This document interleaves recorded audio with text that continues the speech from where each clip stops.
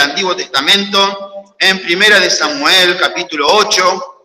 Esto sería en Biblias clásicas, hoja 295. Hoja 295, Primera de Samuel, capítulo 8.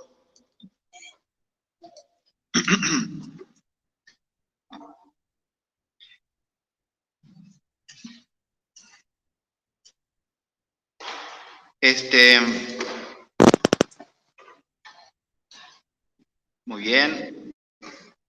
Yo espero que el sonido de las hojas se termine para poder continuar. Esto es bueno, es esperarnos unos a otros.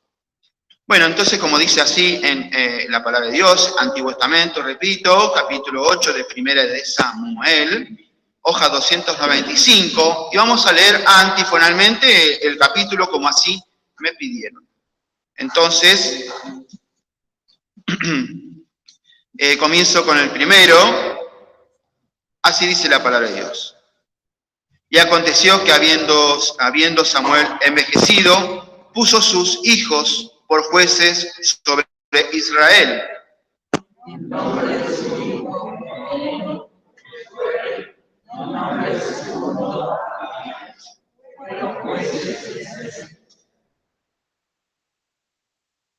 Mas no hijos por los caminos de su padre. Antes se ladearon tras la avaricia, recibiendo cohecho y pervirtiendo el derecho.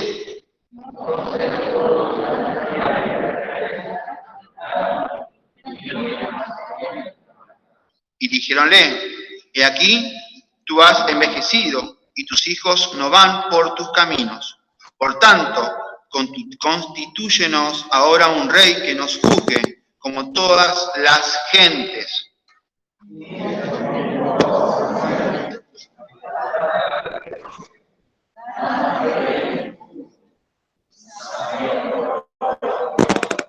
Y dijo Jehová a Samuel, oye la voz del pueblo en todo lo que te dije, porque me han desechado a ti, sino a mí me han desechado, como reines sobre ellos.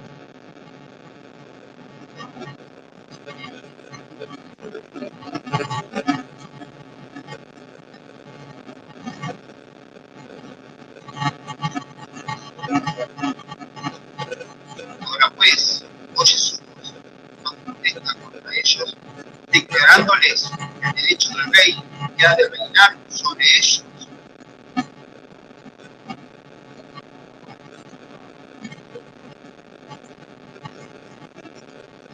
Dijo pues, este será el derecho del rey que hubiere de reinar sobre vosotros. Nombramos tus hijos, pondrálos en sus carros y en su gente de a caballo, para que corran delante de su carro.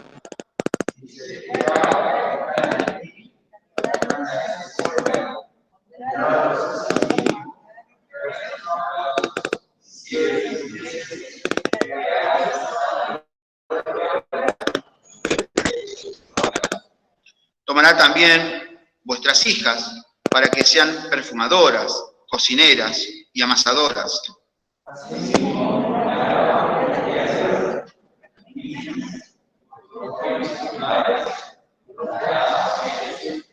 Y él diezmará vuestros simientes y vuestras viñas para dar a sus eunucos y a sus siervos.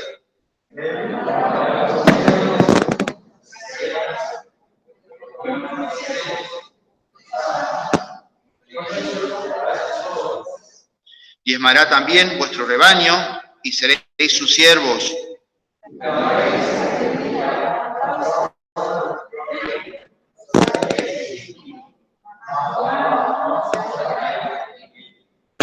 Empero el pueblo no quiso oír la voz de Samuel. Antes dijeron, no, sino que habrá rey sobre nosotros.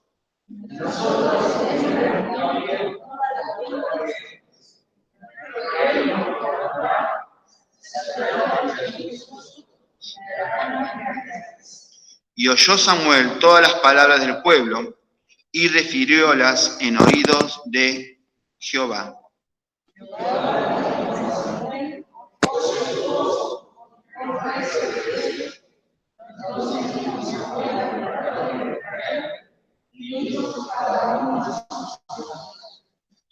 hasta aquí nomás, la palabra de Dios, preciosa palabra, y de hechos históricos, pero también no solo enseñanzas históricas, sino tienen enseñanzas espirituales. Y en esta hora ha de continuar el hermano Carlos Di Santos con la exposición de la palabra. Que Dios nos bendiga con su palabra.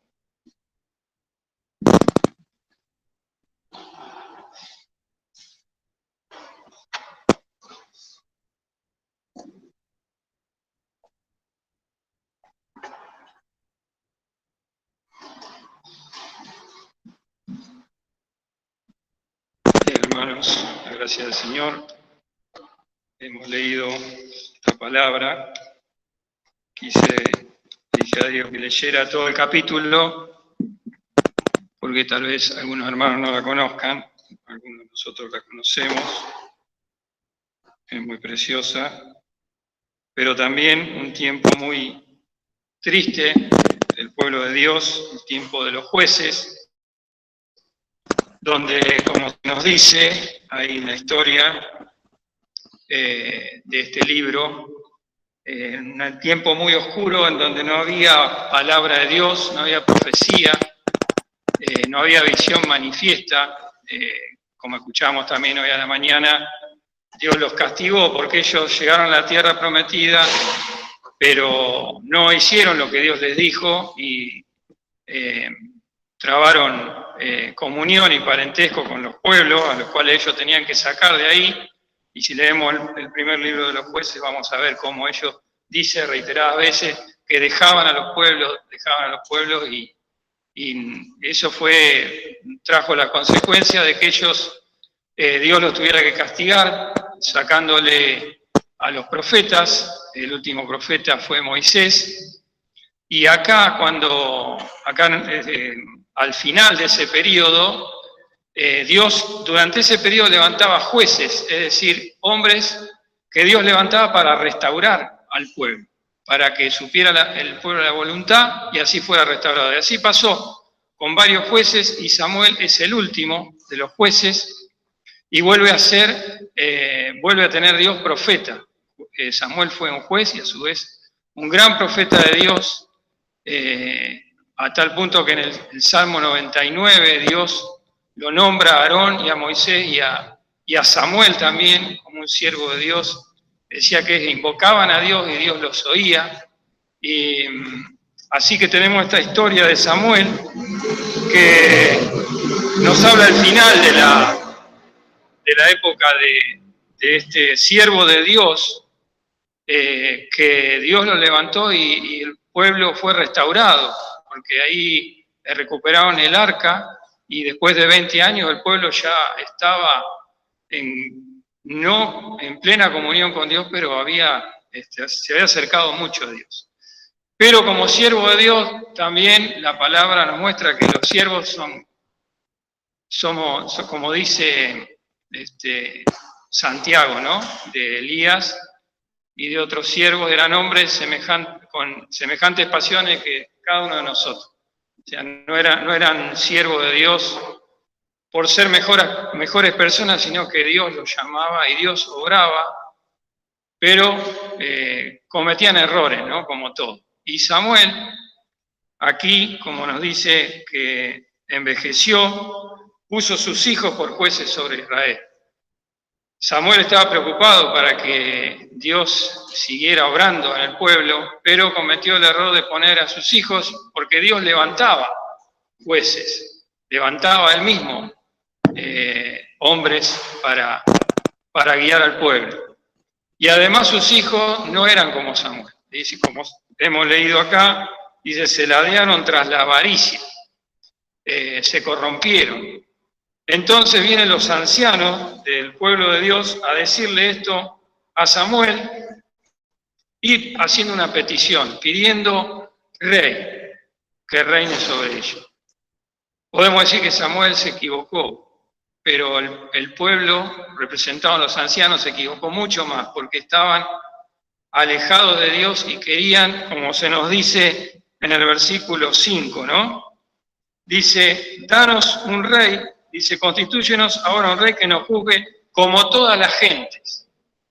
Y Y vemos que esto descontentó a Samuel, como dice el versículo 6. ¿Y qué hace el siervo de Dios cuando está en un problema?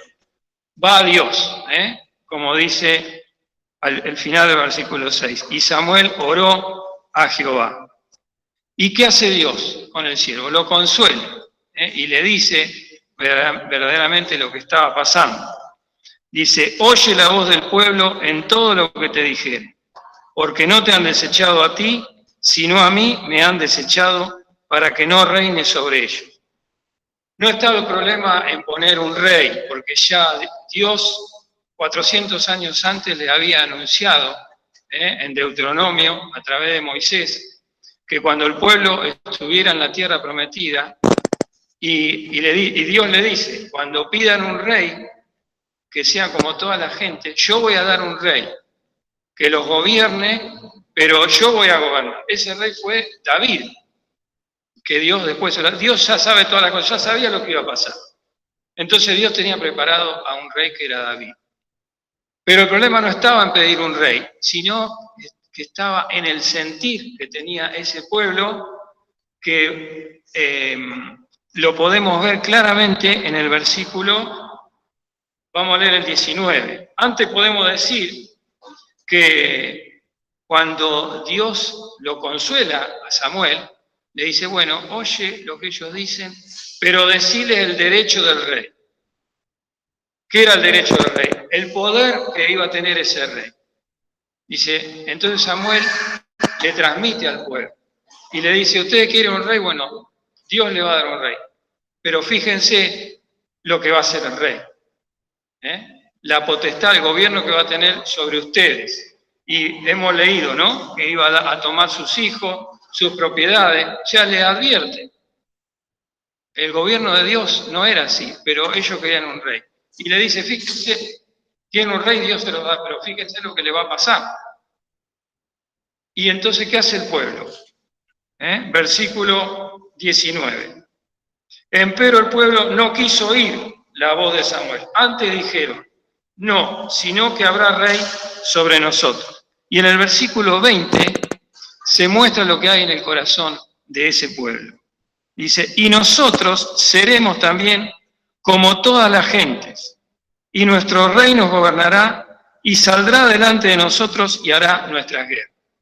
Este era el verdadero problema que se ve claramente en el corazón del pueblo de Dios. Dice, nosotros queremos ser como las demás gente. No era el problema del rey. Ellos veían a aquellos que Dios les había dicho que tenían que echarlos de esa tierra porque Dios les había dado. Si nosotros queremos ser como las otras gentes, no queremos ser como Dios nos ha mandado. Y esto es terrible, ¿no? Porque podemos decir, como un pueblo que Dios eligió, que ellos habían visto las maravillas que Dios había hecho en Egipto, cómo lo había sacado, todo cómo lo había trasladado al desierto, cómo lo había llevado a la tierra, habían visto las maravillas de Dios. Sin embargo, no quieren ser de esa forma, quieren ser como las otras gentes, como lo que ellos veían, como los pueblos paganos alrededor. Es terrible. Ahora, ¿cómo puede ser esto? ¿Cómo puede ser que un pueblo que haya visto las cosas de Dios no quiera quedarse con ese Dios? ¿Cuál es la respuesta a esto? Esto lo tenemos que buscar aún antes del sentir de este pueblo. Vamos a ir a buscar un versículo sin perder este pasaje en Isaías capítulo 14. Y acordémonos de la palabra del pueblo, ¿no? Que decían, nosotros queremos ser como toda la gente. Fijémonos, Isaías capítulo 14, donde se nos habla, ya algunos se deben dar cuenta de quién se nos habla, ¿no?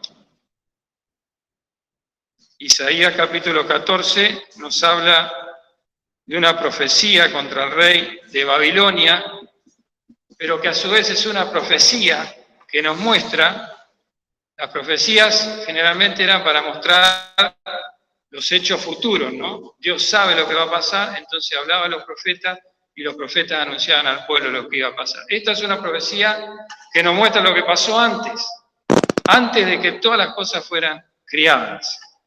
Podemos leer Isaías 14, versículo 12, que dice así, está hablando acerca del rey de Babilonia, ¿no? Y una profecía contra ese rey. Y dice, ¿cómo caíste del cielo, oh lucero, hijo de la mañana? Cortado fuiste por tierra, tú que debilitabas las gentes, tú que decías en tu corazón, subiré al cielo, en lo alto junto a las estrellas de Dios, ensalzaré mi solio, y en el monte del testimonio me sentaré, a los lados del Aquilón. Sobre las alturas de las nubes subiré y seré semejante al Altísimo. Esta es una profecía contra el rey de Babilonia, pero acerca de quién está hablando también, los que conocen esta palabra. De Satanás. ¿Quién era Satanás? Era un ángel a quien Dios hizo hermoso, el ángel más hermoso y que estaba cerca de Dios. Y él en un momento, ¿qué quiere hacer? Fijémonos lo que dice el versículo 14. Sobre las alturas de las nubes subiré y seré semejante al Altísimo. Quiso ser lo que no era. Quiso ocupar un lugar y tener cosas que Dios no le había destinado. Y fíjense, ¿no? La osadía de querer ser como Dios. Tremendo. Seré semejante al Altísimo.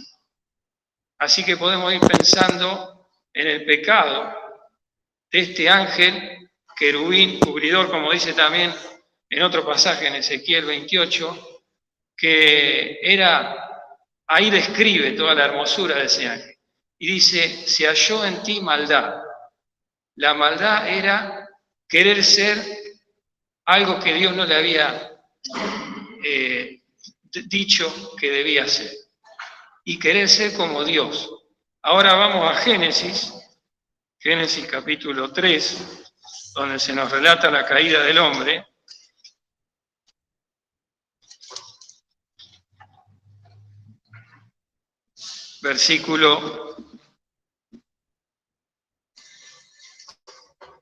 Podemos leer versículo 1,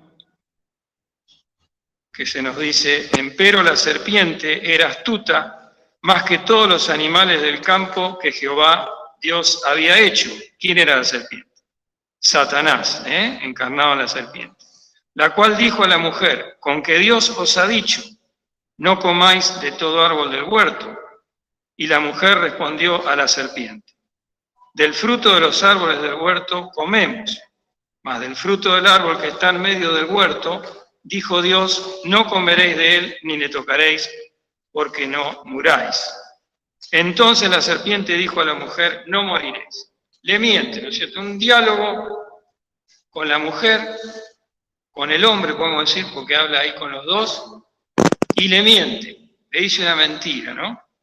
Pero después le sugiere, después que le miente, le dice, versículo 5, mas sabe Dios que el día que comiereis de él, serán abiertos vuestros ojos, y seréis como dioses sabiendo el bien y el mal. Así que aquí vemos, ¿no? Podemos pensar en ese pueblo que había visto las maravillas de Dios, que estaba en comunión con Dios, había visto cosas que nadie había visto. ¿Por qué quieren ser lo que no son? Porque ya el hombre tiene eso en el corazón. Lo que nació en Satanás, en ese ángel precioso, hermoso que Dios hizo, pero a causa de su hermosura dice que se halló en él maldad. Y él quería ser como Dios. Subiré a lo alto, seré semejante al Altísimo. Esa misma maldad le inocula al hombre en el Edén, cuando le dice, seréis como dioses, sabiendo el bien y el mal. Así que podemos pensar, hermanos y amigos, cuando nosotros queremos ser lo que no somos, o cuando no estamos contentos con lo que somos o lo que tenemos, que el origen es el pecado. Porque Dios sabe perfectamente lo que tiene preparado, los propósitos que tiene para cada uno de nosotros. Pero nosotros, como este pueblo, muchas veces queremos ser otra cosa. Pero Dios sabe todas las cosas. Y podemos ver lo que hay en el corazón. Al ver el comportamiento de este pueblo, eso nos revela lo que hay en cada uno de nuestros corazones. El apóstol Pablo, ahí en Romanos capítulo 7, un siervo de Dios, pero que cuando uno se acerca a Dios, Dios le ilumina y le revela su propia naturaleza, lo que tenemos en el corazón. El apóstol Pablo decía, mas yo soy carnal, vendido a sujeción de pecado, es decir, debajo del pecado. Estamos sujetos a esa ley del pecado que nos hace querer ser lo que no somos o querer tener lo que no tenemos.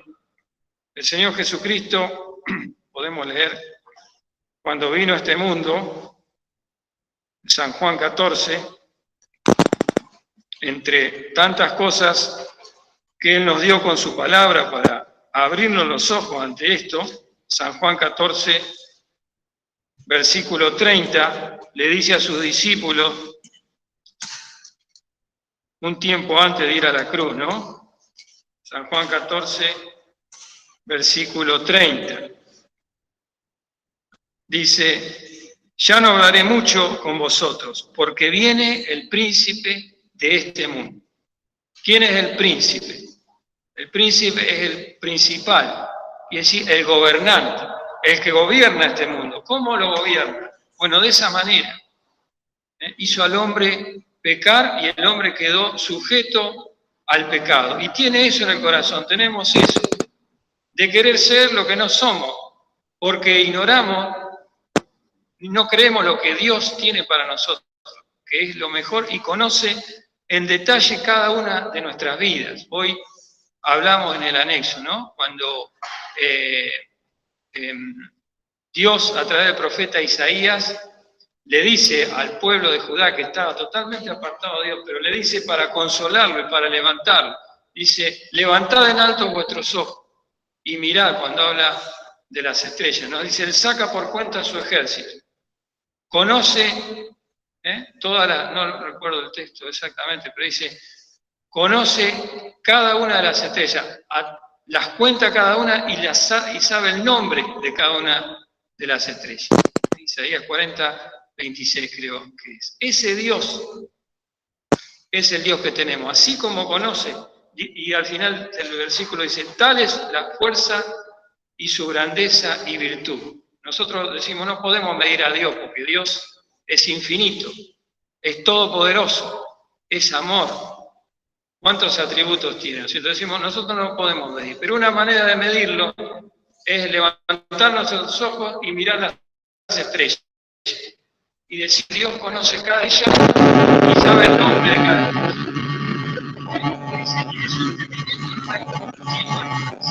Así que si conoce cada uno será para nosotros. Y no tendrá preparado para nosotros. Mejor,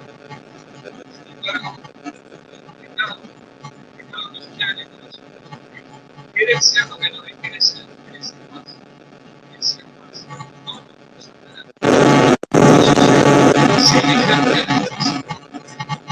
Así que el Señor Jesucristo acá le dice, no tiene el príncipe del mundo, pero dice una cosa, mas no tiene nada en mí. ¿Qué es lo que pasó? Cristo viene, hijo de Dios, se hace hombre, viene en minoridad,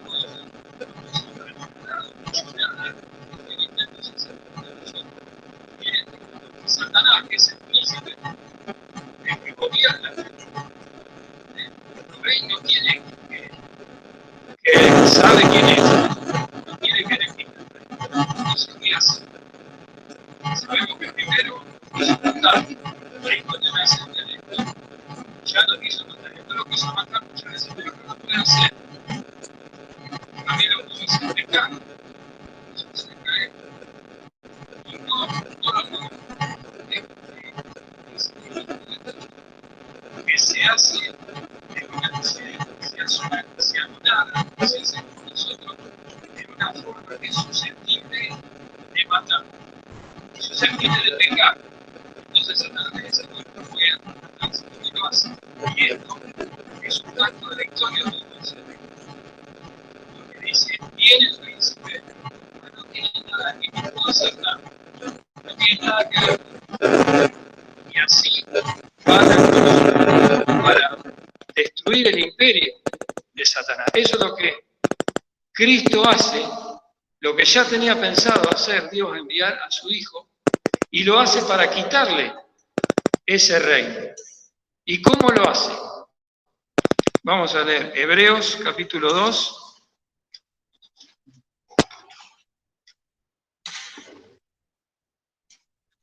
La epístola a los Hebreos.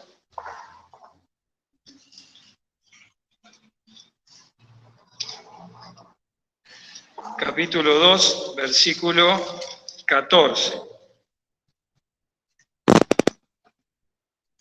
Hebreos 2:14. Acá Pablo nos describe cómo fue la obra de Cristo. Dice, así que, por cuanto los hijos participaron de carne y sangre, él también participó de lo mismo. ¿Qué quiere decir? El Hijo de Dios, que es espíritu, ¿no? Dios es espíritu. Se hace como uno de nosotros, participa de carne y sangre. Y ahí se refiere no solamente a la parte física, sino a toda la naturaleza humana. Se hace como uno de nosotros. Así que por cuanto los hijos participaron de carne y sangre, él también participó de lo mismo. ¿Para qué? Para destruir por la muerte al que tenía el imperio de la muerte. Es a saber, al diablo. ¿Nos damos cuenta? Satanás era el príncipe de este mundo, el que gobierna este mundo. ¿Qué es el mundo? Todas aquellas personas que todavía no han tenido un encuentro personal con Cristo. A eso se refiere. No se refiere al globo terráqueo, a la parte material, sino es un ente espiritual. Son todas aquellas personas que son nacidas en este mundo. Ya nacen con el germen del pecado, ya tienen eso en el corazón. Como nosotros, cada uno de nosotros. Pasa que muchos de nosotros hemos aceptado a Cristo y hemos sido trasladados a otro reino. Pero cada persona que nace en este mundo ya nace con eso, con ese pecado de Satanás, de querer ser otro, de no sujetarse a lo que Dios tiene. Por eso el mundo, por eso la gente que no conoce a Cristo no tiene paz, porque no ha tenido una comunión con Dios. Dios nos da paz cuando le conocemos. Entonces, sucede eso, ¿no? Pero Cristo vino a arrebatarle el reino a Satanás. ¿Cómo lo hizo? De esa manera. Tuvo que hacerlo así porque no había otra manera. Nosotros, Pablo nos dice que estábamos muertos en delito y pecado. Imposible llegar a estar en comunión con Él. Entonces, el Hijo de Dios, Dios tiene que descender. Se humilló hasta la muerte y muerte de cruz. Y destruyó al que tenía el imperio de la muerte. Así que vemos cómo Satanás reinaba, ya no reina. Si bien Dios tiene un plan, ¿no? Ya el reino le ha sido arrebatado a Satanás, pero tiene un tiempo de dominio todavía, como nos dice la Escritura, que Satanás sabe que tiene poco tiempo. Dios tiene un plan, ahora ya le arrebató el reino, ahora va a venir a buscar a su iglesia. ¿Qué es la iglesia? Todo aquello que hemos aceptado a Cristo en nuestro corazón, que Dios nos ha iluminado y nos ha dado el entendimiento para entender la condición que teníamos.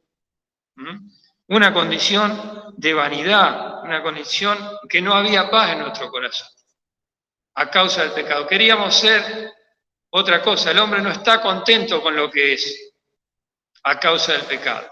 Pero viene Dios y llena nuestro corazón completamente. Así que Él participó de lo mismo, para destruir por la muerte al que tenía el imperio de la muerte. Es a saber, al diablo. El diablo ya está destruido. Nosotros vemos este mundo y nos entristecemos, ¿no?, por lo que pasa, pero Dios ya ganó la victoria. Y ya ganó a su pueblo y ha de ganar también a los que faltan hasta que Él venga a buscar a su iglesia. Pero el hombre cuando escucha el Evangelio quiere seguir así, quiere ser como las otras gentes. Y Dios tiene que luchar, porque una persona se le predica el Evangelio y dice, pero yo tengo que cambiar en esto, voy a tener que ser distinto. Y es la lucha, pero Dios nos ofrece algo mucho más grande. Pero hay que ver, hay que entender lo que Dios nos da. ¿Y qué nos da? Nos da la libertad absoluta, espiritual y la paz en nuestro corazón. Vamos a leer en San Juan, capítulo 8, un diálogo muy interesante entre el Señor y los religiosos de su tiempo. San Juan 8, 32.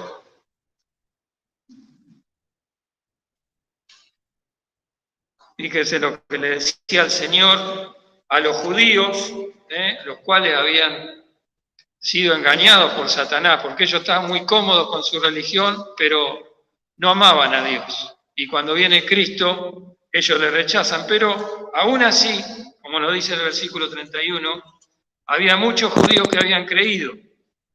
Y decía Jesús a los judíos que le habían creído, si vosotros permaneciereis en mi palabra, seréis verdaderamente mi discípulo. Y fíjense el versículo 32, lo que les dice. Y conoceréis la verdad, y la verdad os libertará. Lo único que liberta al hombre del pecado es la verdad que es Cristo. Cristo que puso su vida por nosotros. Pero está la reacción, ¿no es cierto?, propia del corazón humano, que le dice, versículo 33, y respondiéronle, simiente de Abraham somos, y jamás servimos a nadie. ¿Cómo dices tú, seréis libres? Jesús le respondió, de cierto os digo, que todo aquel que hace pecado es siervo de pecado. Ese es el problema. Al que el hombre no se dé cuenta, al que el hombre no lo crea, es siervo de pecado. Hasta que no le abre el corazón a Cristo. Cristo vino para deshacer las obras del diablo, para libertar al hombre de la esclavitud, para darle la paz verdadera que solo se obtiene en comunión con Dios, porque Dios nos hizo y sabe que es lo mejor para nosotros. Pero ya el hombre tiene eso en el corazón, de querer ser distinto a lo que es la rebelión de Satanás que la trasladó al hombre y así lo tenemos en el corazón. Todo aquel que hace pecado es siervo de pecado. Y fíjense, dice, y el siervo no queda en casa para siempre, el hijo queda para siempre. O sea que aquel que acepta a Cristo es hecho un hijo de Dios, y un hijo está siempre en la casa del Padre, no el siervo. Así que está el siervo de pecado, que es el hombre que no ha tenido una experiencia con Cristo y que Dios le da la oportunidad, pero un día esa puerta se va a cerrar. Y mientras no acepte a Cristo está condenado a vivir por toda la eternidad apartado de Dios. Terrible. Pero Dios envió a su Hijo y le da la oportunidad para cambiar, para que reciba la paz verdadera y para quedar con el Padre para siempre. El siervo no queda en casa, el Hijo queda para siempre. Así que, si el Hijo os libertare, seréis verdaderamente libres. El hombre sin Cristo cree que es libre, que puede hacer lo que quiere. Y está bajo el pecado, bajo el yugo del pecado, y bajo la condenación eterna. Quiere el Señor, si hay alguno entre nosotros que aún no ha dado ese paso, hoy Dios le quiere dar libertad absoluta y paz en el corazón. Y Dios sabe perfectamente lo que nosotros tenemos que ser, porque Dios nos creó, como dice el Salmo 100, ¿no? Dios nos hizo y no nosotros a nosotros mismos. Únicamente se obtiene la paz verdadera preguntándole a Dios, pidiéndole a Él, consultándole todo lo que nosotros tenemos que ser, porque Dios ya lo sabe. Así que el Señor nos pueda bendecir, y también los que ya somos sus hijos, ¿no? ¿Cuántas veces queremos ser otra cosa, ¿no? O no estamos conformes con lo que somos o lo que tenemos. Y Dios nos dice que busquemos primeramente el reino de Dios y todas las demás cosas nos van a ser dadas. Eso continuamente en la palabra se nos exhorta.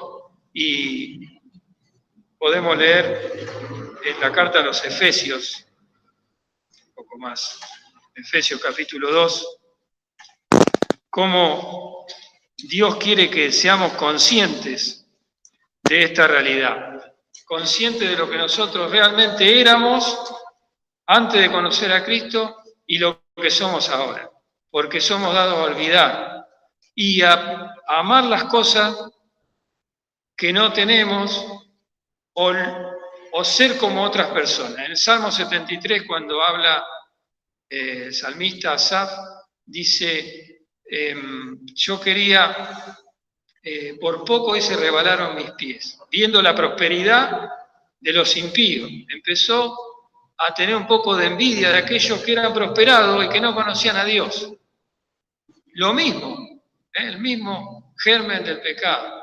Hasta que dice, hasta que venido al santuario de Dios, es decir, una vez que se puso delante de Dios, se dio cuenta de que era el final de los que no conocen a Dios, la postrimería de ellos. Es que están asolados, están apartados de Dios, aunque a nosotros nos parezca que otras personas son felices. ¿Por qué nos pasa eso? Porque tenemos eso en el corazón. Pero Dios nos ha llamado y continuamente nos recuerda lo que ha hecho con nosotros. Como dice en Efesios capítulo 2, dice, vosotros que estabais muertos en vuestros delitos y pecados. Así estábamos, antes de que Dios nos llamara.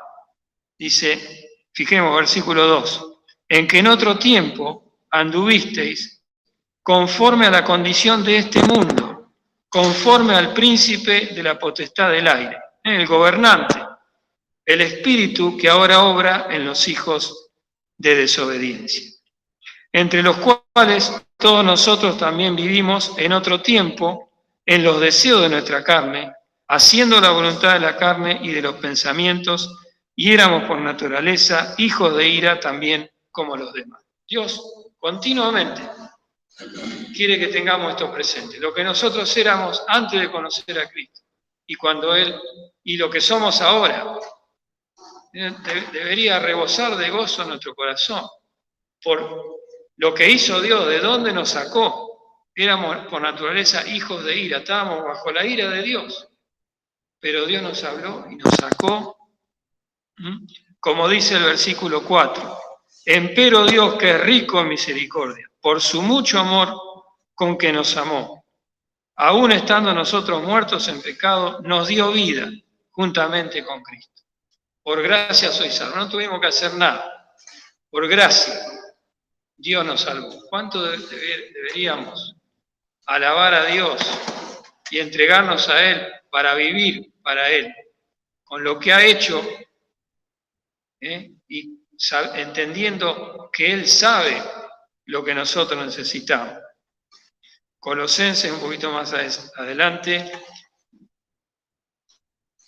Colosenses capítulo 1, versículos 12 y 13. Dando gracias al Padre, que nos hizo aptos para participar de la suerte de los santos en luz. Dando gracias.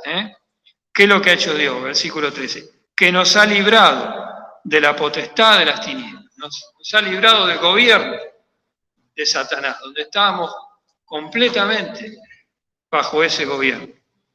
Nos ha librado de la potestad de las tinieblas y trasladado al reino de su amado Hijo. Gracias al Señor, que realmente nuestra vida sea una vida de gratitud al Señor, dando gracias al Padre. El Señor nos bendiga para que podamos tomar decisiones que muestren nuestra gratitud al Señor, que nos libró de la potestad, del poder, del gobierno de las tinieblas y nos trasladó al reino de su amado Hijo. Él tuvo que morir, tuvo que dar su vida por nosotros. El Señor nos bendiga para que podamos vivir en consecuencia de la obra que Él ha hecho en cada uno de nuestros corazones. Señor nos bendiga.